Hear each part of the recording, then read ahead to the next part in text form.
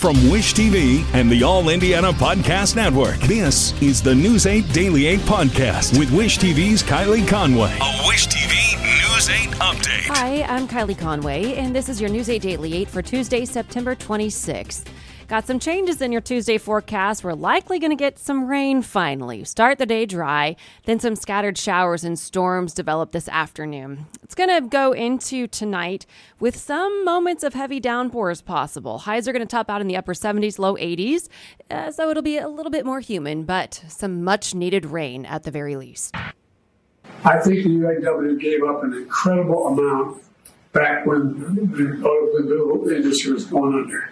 They give everything from the pensions on, and they save the automobile industry. And I think that now that the industry is roaring back, they should participate in the benefit of that. Today, President Biden heads to Michigan to stand alongside United Auto Workers picketers. It's the 12th day of the strike against major car makers. Biden has repeatedly sided with the union during their strike. Former President Donald Trump is slated to meet with union members tomorrow. Ford is stopping production on a $3.5 billion electric vehicle plant in southern Michigan as it negotiates with the UAW. The company says it needs more confidence that it can run the factory competitively. Ford announced plans in February to build the plant in Marshall, which is about a 40-minute drive east of Kalamazoo. Ford plans to employ 2,500 people and start production in 2026. In a social media post, the UAW president called the decision to halt production a shameful threat by Ford to cut jobs. Today, Congress returns to work in crisis mode with 5 days left before a federal government shutdown. The House is slated to vote on several measures to keep operations running, but it's not clear if Speaker Kevin McCarthy has the votes to pass them. If the government does shut down, federal agencies would stop all actions deemed non-essential, leaving millions of federal workers without a paycheck. The Senate's also trying to stave off a shutdown with its own plan for a stopgap measure, leading Republicans and Democrats to indicate they are close to an agreement. Indianapolis police say they've detained a person of interest in a deadly late-night shooting. It happened just before midnight on 33rd Street, just east of Mithofer on the far east side. Police say they found a woman dead at the scene. IMPD hasn't said how the person of interest is connected. We're also working to learn the victim's name and what led to the shooting. A father agrees to a guilty but mentally ill plea in the murder of his 10-year-old son in 2020. A two-page court document filed yesterday reveals the deal between the prosecutor and Anthony DeBaya's attorney. According to the document, DeBaya is prepared to plead guilty but mentally ill to the murder of his 10-year-old son, Nakota Kelce. Court documents show that young Nakota had expressed concerns with his mother about his father's threats to his life.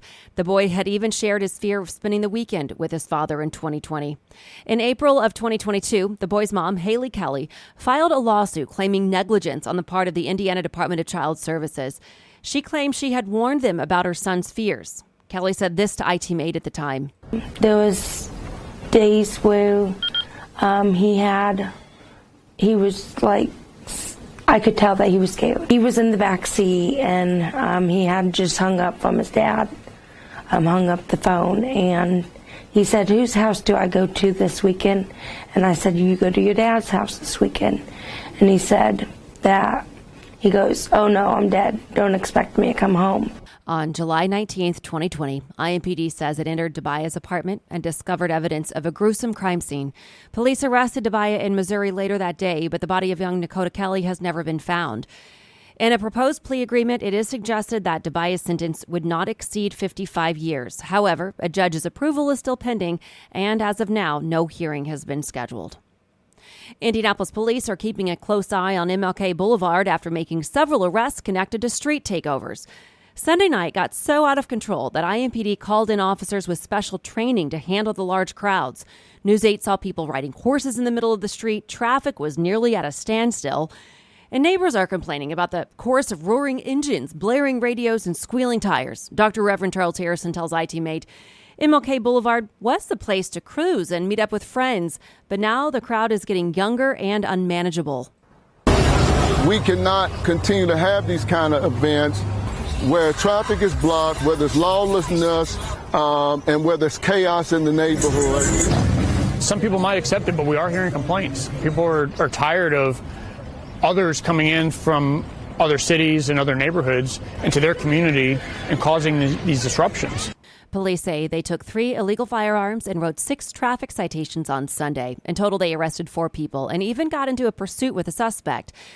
This morning, IMPD is looking for the people using their cars to block the road. They're also keeping an eye on drivers competing in spinning contests by burning the rubber off their tires. And police are now looking into whether a deadly shooting is connected to that same street takeover. We brought the shooting to you as breaking news on Daybreak yesterday. Police found a man shot to death inside an SUV near 25th and MLK. Reverend Harrison lives near the area, and he does believe that it's all related. That's about the 4th or 5th person that's been killed from these Sunday events in this neighborhood.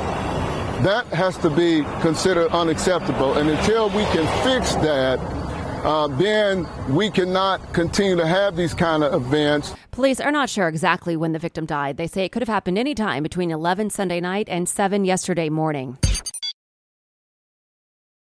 Prosecutors in the Delphi murders are asking a judge to seal all filings and review them before releasing them publicly. The Carroll County Prosecutor's Office made the request yesterday. It follows last week's filing from the defense, claiming Odinists killed Abby Williams and Libby German in a ritual sacrifice. Judge Francis Gull previously ordered documents to be publicly released and called for transparency in the case. No word yet on when a ruling on the new filing could come. A local economist says to expect new and different jobs if Indiana lands a new electric vehicle plant. Reuters reports that Subaru may put the facility here. Governor Holcomb recently met with top Subaru executives in Japan, though he hasn't said what they discussed. Andrew Butters is an associate professor at the IU Kelce School of Business. He says that an EV plant may not bring as many jobs as a conventional internal combustion production line, but that the work may pay better. No word yet when Subaru will reveal a decision for the plant's location. And to Evansville, where a longtime trucking company is filing for bankruptcy. Elmer Bukta Trucking is seeking Chapter 11 bankruptcy protection. The filing with the state shows the company has $5.5 million in assets and more than $26 million in liabilities. Federal motor carrier records show 100 drivers work for Elmer Bukta, which has been in operation for more than 80 years. Fishers police say a DNA testing device is bringing closure to families impacted by violence. The machine lets investigators get answers in 90 minutes instead of days. It's part of a project we've followed since its start last year, combining the work of police with the Human Identification Center at UIndy to get answers quickly. In an effort to keep Hamilton County safe, we really want to get involved and solve these cases and bring closure to numerous burglaries, if we can, or people in possession of illegal firearms that have used them illegally. And we're starting to see that trend already taking place within our own city. The police chief says his department has collected and processed 49 guns connected to crimes this year, more progress than he had ever anticipated. Indianapolis Mayor Joe Hogsett has a plan to bring hundreds of city employees back to downtown Indianapolis. Hogsett says hundreds of city-county employees work from satellite locations across Marion County. He wants to move them to the vacated city-county building in 3 phases. Phase 1 will relocate 300 workers by the end of 2023. Phase 2 moves another 150 next year.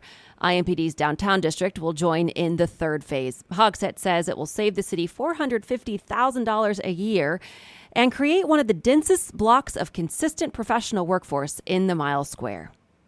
And the city of Greenwood is planning a large new pickleball facility. The city announced the plans yesterday. City leaders say the $1.3 million facility at Freedom Park would house 16 courts, making it the largest pickleball complex in Johnson County. A tentative opening date is slated for late spring of next year.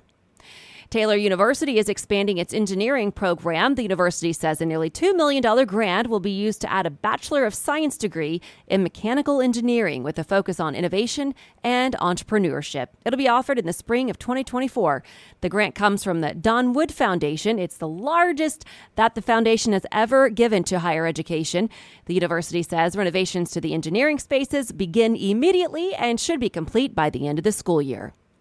Free COVID-19 tests are back. The government says every household can order up to 4 tests online right now, and it doesn't matter whether you're insured.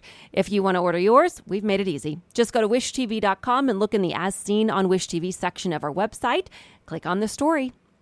Travis Kelce jerseys are suddenly selling very fast. The NFL's e-commerce partner, Fanatics, says Kelce was in the top 5 for sales Sunday, 4 times better than the week before.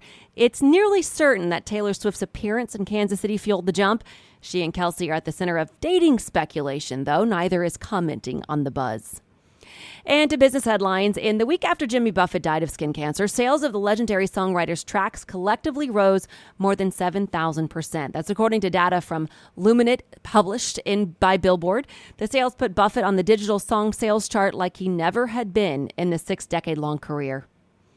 Costco is offering members online health checkups for as low as $29. It's a partnership with Sesame, a direct-to-consumer healthcare marketplace that connects medical providers nationwide with consumers. Costco members beginning Monday can book healthcare visits directly through their memberships in all 50 states. The cash that some Americans stockpiled during pandemic lockdowns is but a memory in most households. After adjusting for inflation, people with incomes in the bottom 80% had more savings in March of 2020 than in June of this year, a new Federal Reserve study finds. Teen car ownership now also costs more than in-state tuition at a public university, and it's an analysis by car app Jerry Shows. It costs $11,378 a year for a teenager to own and drive a new car. It's more than the average annual in-state tuition at a four-year public university, estimated at $10,940. Not every teenager gets new wheels, of course, but even owning a used car can add up. Southwest Airlines is fueling up for its popular Week of Wow sale. Past savings during Week of Wow promotions have included fares starting as low as $29 one way. Each day, Southwest will unveil a different deal.